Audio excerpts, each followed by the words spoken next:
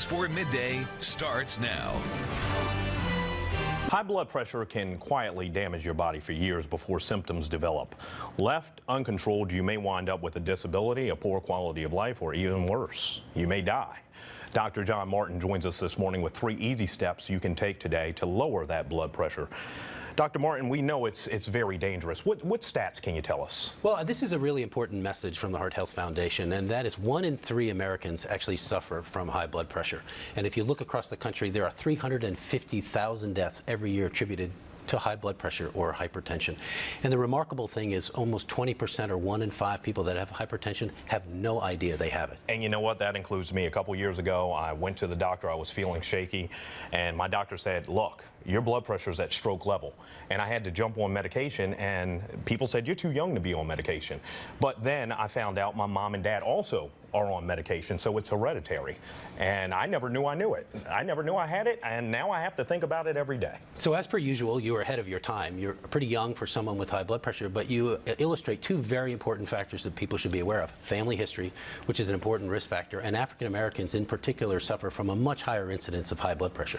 Let's roll through 3 things that can raise your blood pressure, and we're going to get to what can lower it, but let's start with things that can raise it.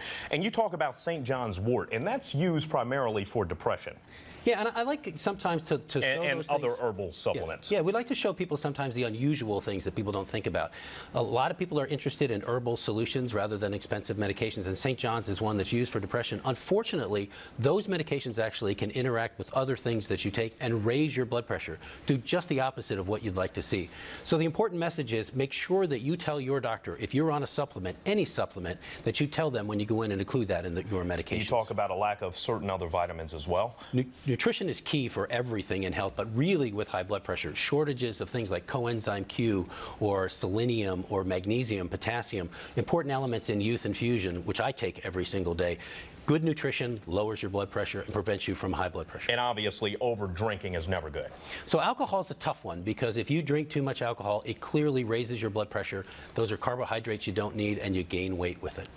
But now let's talk about ways to lower your blood pressure. You can't drink too much, but you're telling people it's okay to drink a little bit. So we brought some today to have a little fun with it, and one of them actually is alcohol. Alcohol taken in moderation. So for men, no more than 2 drinks a day, and ladies, unfortunately, it's only 1 for you. At that level, it's actually been shown to lower your blood pressure. And I know ladies are going to like to hear this. Dark chocolate. So eat it. My and favorite. It helps. I love dark chocolate. And that, again, taken in moderation. If you want to have good quality chocolate, the cocoa has to be greater than 70%. But that also has been shown to lower your blood pressure. And last but not least, as we wrap, Dr. Martin, adopt a pet. So adopt a pet. Here's the great one for you. We have the best medicine here for high blood pressure. We've got one for you. Look at these cutie pie. Come here. And these are from the pie. SPCA of Anne Arundel County, with Kelly Brown, the president, bringing them to us.